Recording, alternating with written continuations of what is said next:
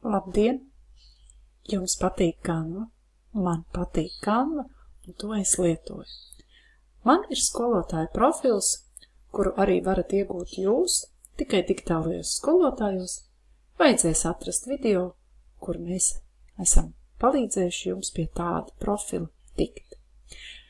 Kāpēc?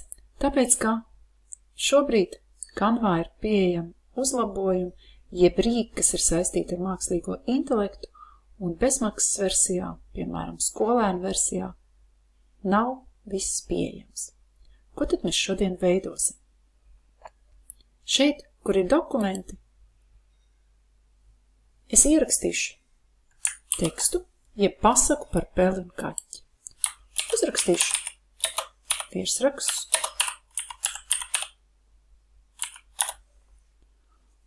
Un šajā brīdī augšējā labajā stūrī ir parādījusies aktīva podziņa pārvērst.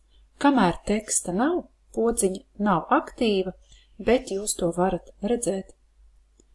Nospiežam. Un dažu sekundžu laikā ir parādījusies prezentācija. Veidojam. Lūk, prezentācija virsraksts. Un katra pasakas daļa ir savā slaidā. Tagad mēs vēlamies attēlus. Atrast attēlus par peli un kaķi iespējams, ka nebūtu grūti, bet mēs varam izmantot mākslīgā intelekta rīku, kas ir pieejams Canvā. Šeit kreisajā malā ir elementi un mazlietiņ zemāk ir iespēja ģenerēt savu. Mums ir jāierakst vairāki vārdi.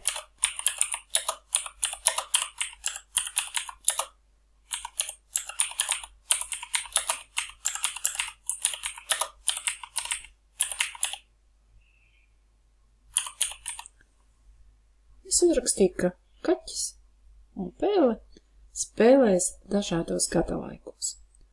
Un nedaudz zemāk ir iespēja ģenerēt. Tas aizņem nelielu laika brīdi. Tieši tāpat kā citās lietotnēs.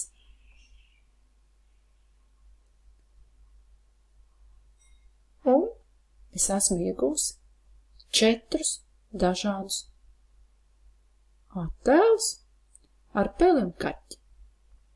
Pie tam, vairāk ir ziema un rudens, bet pēc pasakas man tieši tas arī derēs. Mēs uzspiežam un katru attēlu ienesīsim iekšā.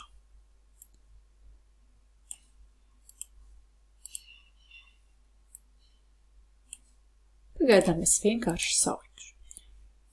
Ja man šie attēli nepatīk, es varu ģenerēt vēlreiz. Bet labi ir tas, ka šie attēli saglabājās jūsu augšuplādēs. Attēli ir vēl citādi, un es tos arī atnesīšu sev, lai tie man paliktu un iespējams noderētu.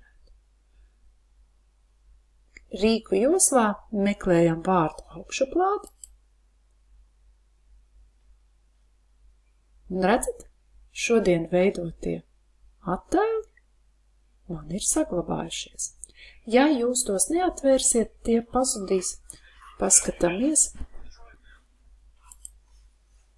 Redziet, ģenerēt savu pēdējie ir, bet iepriekšējos es